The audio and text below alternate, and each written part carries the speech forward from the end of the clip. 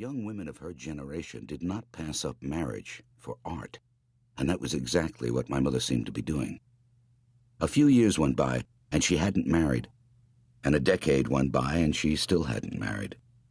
And by the time she met my father, Miguel, in the bar of the Ritz Hotel, her parents had all but given up. When my mother finally got married at age 29, it was welcome news. But my father could not have been exactly what her parents had envisioned. The son of a Russian-born journalist who wrote in French and a beautiful Austrian socialite, he had come to the United States during the war to escape the Nazis and study physics at Harvard. He spoke 5 languages, he could recite the names of most of the Roman emperors, and he had no idea how the game of baseball was played. He also had made it to age 37 without getting married, which alarmed any number of my mother's female friends. Against their advice, she eloped with him to San Francisco, and they were married by a judge at the city hall. A year later, my mother got pregnant with me, and they bought a house in a pretty little suburb called Belmont. The studio they built when it was finally finished had a high cement foundation set into a slight hill and end walls of fir planks with a steep-pitched shingle roof that came down almost to the ground. There was a plexiglass skylight at the roof peak that poured light onto the tile floors, and there was a raised flagstone landing that my mother populated with large plants. The job was completed in the spring of 1963. By then, Blomerth and Wiggins had moved on to other work, and Al was left by himself to finish up the last details and paint the trim. On one of those last days of the job, my mother dropped me off at my babysitter's and went into town to do some errands, and then picked me up at the end of the day. We weren't home 20 minutes when the phone rang. It was the babysitter, an Irish woman I knew as Annie, and she was in a panic. "Lock up the house," Annie told my mother. "The Boston Strangler just killed someone in Belmont." The victim's name was Bessie Goldberg, and she had been found by her husband raped and strangled in their home on Scott Road. Several days earlier, a 68-year-old woman named Mary Brown had been raped and bludgeoned to death in the small town of Lawrence, north of Boston. They were the 8th and 9th sex murders in the Boston area in almost a year, and the city was in a state of terror. My mother rushed out to the studio, where Al was painting on a ladder, and told him the news.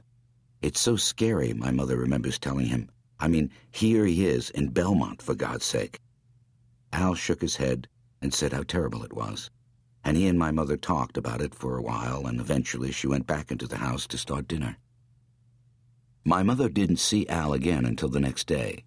He showed up with Blomerth and Wiggins because the job was almost done, and they had to start packing their tools and cleaning up the site. Blomerth had brought a camera for the occasion, and he arranged us all inside the studio and took a photograph. I'm looking straight at Blomerth, no doubt because he said something to get my attention, and my mother, seated on a maplewood bench, is looking down at me, her firstborn child, rather than up at the camera. She is 34 years old, and her dark brown hair is pinned high on her head, and she wears a paisley shirt with the sleeves neatly rolled up, and she appears primarily interested in the baby on her lap. Behind my mother, and off her right shoulder, is old Mr. Wiggins, standing politely in a sweater vest, with his hands clasped behind his back and a claw hammer jammed head first into his front pocket. His shirt is buttoned right up to his chin, and he looks like he's at least 75 years old. Standing next to Wiggins, and directly behind my mother, is Al. Al and I are the only people looking directly at the camera, and whereas I have an infant's expression of puzzled amazement, Al wears an odd smirk. His dark hair is greased up in a pompadour, and he is clean-shaven, but unmistakably rough-looking. And he has placed across his stomach one enormous outspread hand. The hand is visible only because my mother is leaning forward to look at me. The hand is at the exact center of the photograph, as if it were the true subject around which the rest of us have been arranged. 2.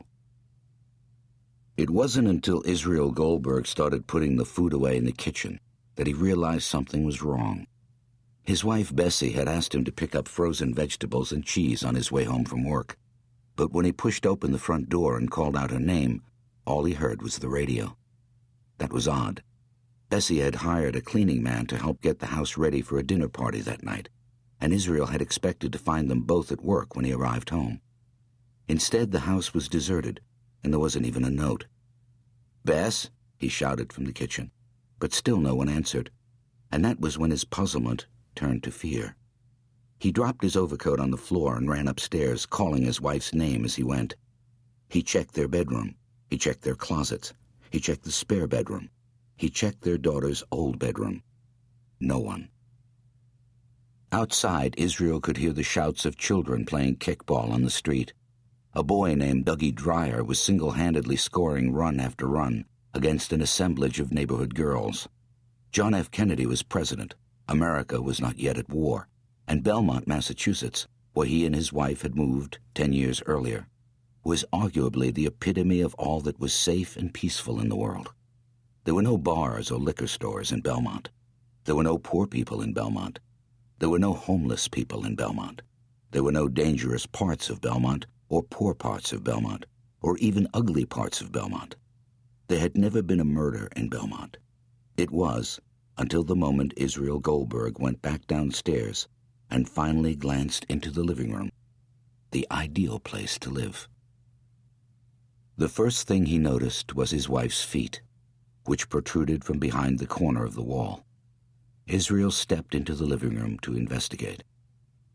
A standing lamp had been knocked over, and its pedestal was now propped on the arm of the divan. Between the lampshade and the knocked-over lamp lay the immobile body of his wife. Bessie Goldberg was on her back with her skirt and apron pulled up and her legs exposed. One of her stockings had been wound around her neck, and her eyes were open, and there was a little bit of blood on her lip. The first thought that went through Israel Goldberg's mind was that he'd never seen his wife wearing a scarf before.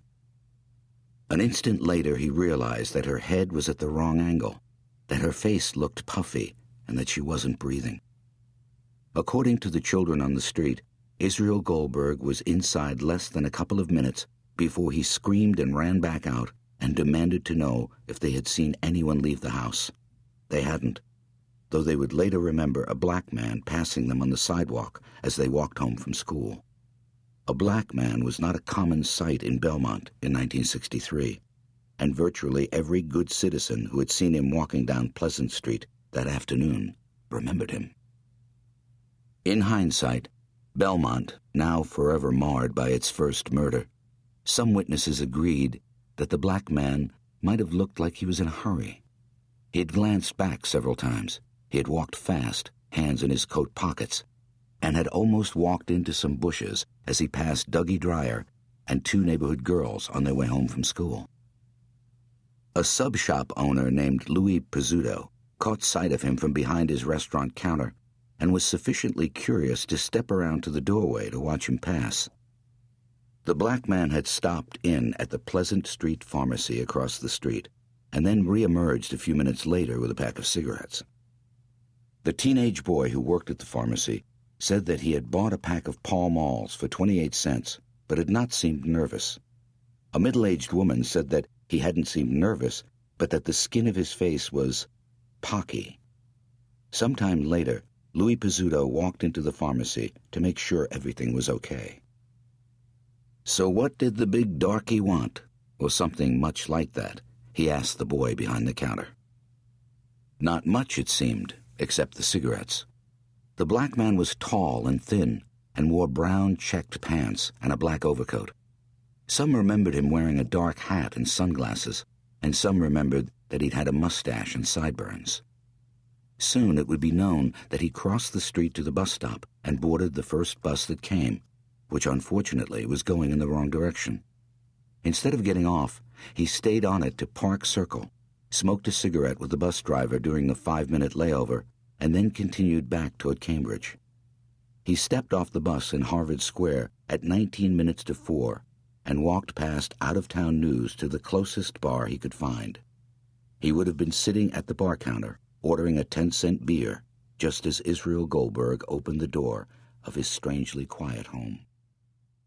He would have been in a taxicab heading toward a friend's apartment in Central Square.